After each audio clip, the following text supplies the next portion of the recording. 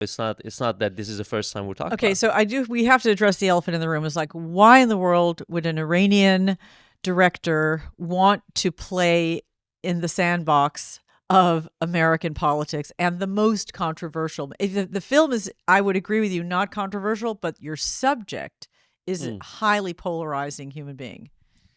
Well, I mean, when the project came to me, I think one of the things that Amy and Gabe, Amy Bear, the producer, and Gabe Sherman, the writer, my co-writer, told me was they were looking for this, sort of outsider view of things. By the way, Gabe Sherman, who I know is like one of the most insider, media guys who covered Trump as a journalist Exactly. in the 80s and 90s when he was just a big figure on the scene. It is a character study, honestly, in a lot of ways. It is the relationship between him and Roy Cohn, who was this shadowy, powerful figure who himself is worth a whole movie.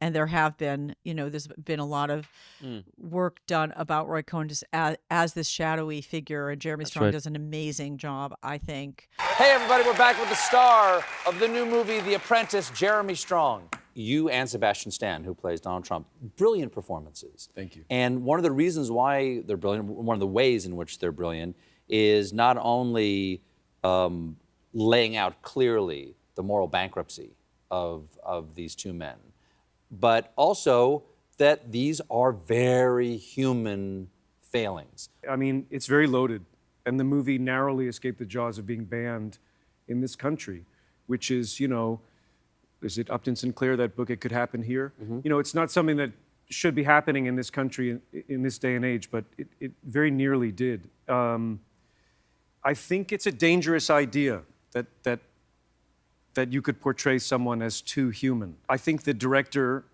Ali Abbasi, attempted to hold a mirror up to nature, hold a mirror up to these people and to our society. So if you're wondering about his character, we have a lot of, insights and interesting, stories and nuances of his character on display, at least, as part of the package, so to speak. Now, what you do with the knowledge when you come and watch it, that's up to you. I don't think that it's my place to tell people what to do with that, but I do think that would be interesting.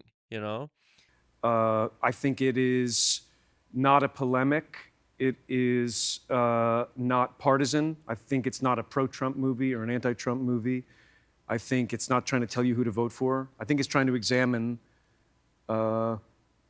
these individuals and take them seriously as human beings. The way it's a buddy movie. It's like these two guys who are both a little bit like outcasts or outsiders, and they are also very much insiders. But it is an origin story, and in a way it's about the birth of a worldview. And a lot of Trump's worldview and a lot of his ideology and a lot of his playbook comes from Roy Cohn. Can't go into this without, at least in my case, thinking that everyone and their cousin and their dentist and their neighbor is going to have an opinion about this particular person. But at some point, you just have to not really care about that. Sebastian, I want to start with you because I would imagine I've heard that people tell you you should not do this, you shouldn't touch this project. They were concerned about you taking it on, and you thought what? You clearly proceeded to do it anyway. Yeah, it's usually when I hear don't do it, I end up doing it. It didn't enter into my mind all that much, except that I knew that we would be sort of touching the third rail. The essence was more important than the likeness. These are such familiar people, It has to go beyond just something mimetic. You can't just be doing an imitation. One of my favorite things was what you said, actually, at the very beginning, which was, I'm playing a guy named Roy and you're playing a guy named Donald. It's a relationship. It's Faustian and Shakespearean in ways. In some ways, it's sort of a love story. There's a mentorship to it. It's a movie about the relationship between these two outsiders who became the ultimate insiders, using Roy Cohn's playbook of always attack, deny everything, and never admit defeat. I didn't know if this movie was ever going to get made. It started about 3 times, fell apart every time. Then we finished shooting it January 31st. It was about 3 months for our director, Ali Bassi, to get the movie to Cannes. We didn't know it was even going to come out. So the fact that we're here feels as if it was meant to be. This is the hardest thing I've ever done. Right. It's also the thing I'm the most proud of. And I'm not saying this because they're both sitting here. I couldn't have dreamed of two better humans and actors to be a part of this. I mean it sincerely. They have been extraordinary partners, not just people who show up and play a role. They have been absolute partners. A lot has been asked about the timing of it and why make this movie, and I'm very clear on why I wanted to make the movie, because I thought there was a really important relationship to explore, and I don't think the movie is a hit piece. Almost everyone who sees it says it isn't a hit piece. A lot of people are uncomfortable with the empathy they feel for these two people, as you talked about it. I think that at the end of the day, it's really important as a filmmaker, whether you're an actor or a producer or director or screenwriter, to stick to your guns. And I think that's what I learned the most about this.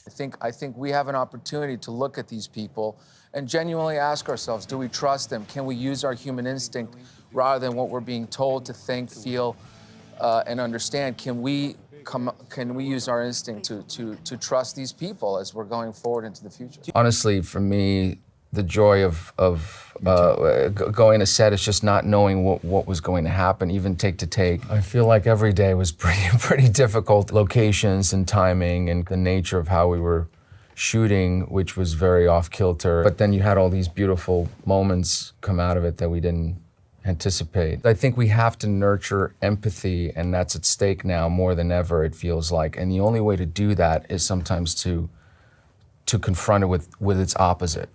And we have to be aware of the things in the dark as much as we are of the things in the light. Trump called the film a, quote, fake and classless movie, and said he hoped it would, quote, bomb at the box office. The following day, in a post on X, formerly Twitter, the director, Ali Bassi, shared his response and proposed a conversation between them.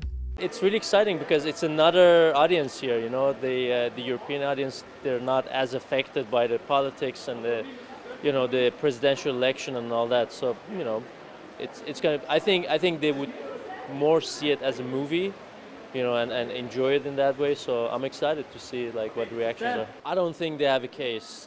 So now I'm back safe in Europe. Now they can bring it on. I'm not afraid anymore.